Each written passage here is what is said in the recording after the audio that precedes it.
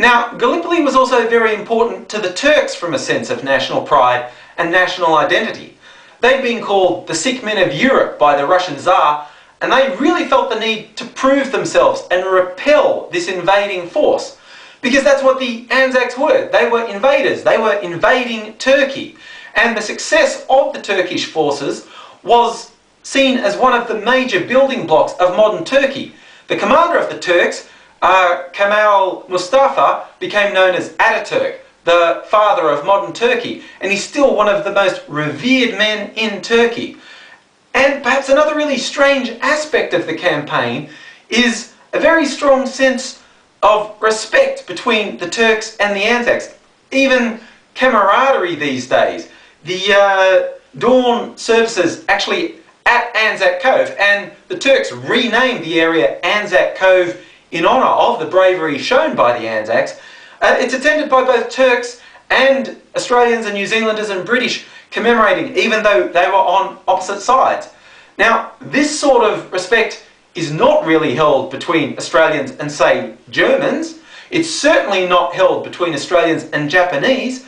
So this battle that was so important to Australia and so important to a Turkey seems to have formed a really unusual bond where, although we were opponents, we can respect each other and respect what happened and respect each other's losses.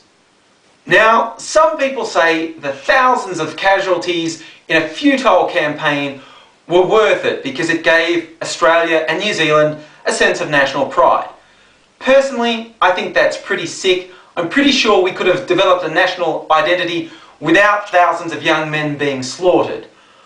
But what I can respect and what I do have pride in is the sense of mateship. I hate that word sometimes, but sometimes it makes sense. The fact that these guys would face certain death in the defence of their mates. They would stare death in the eye because their mate was next to them, and they would not let their mates down. At its best, that's what it means to be Australian. You stand by your mates, you don't take a backward step, you look your fate in the eye. On ANZAC Day, we commemorate all service people from all conflicts, not just the Gallipoli campaign. I think there are very few people in Australia who glorify war, and maybe it's fitting that this day we focus most on war, started with the most horrible example of what can go wrong in war. We never forget the cost, we never forget the sacrifice, and we never forget to honour people who would give their lives to protect what they think is important. Considering what I usually do in videos, people might have been expecting me to make a joke or at least be cynical about ANZAC Day. But this is something I actually think is important. This is what I think is good about the Australian culture, the Australian people.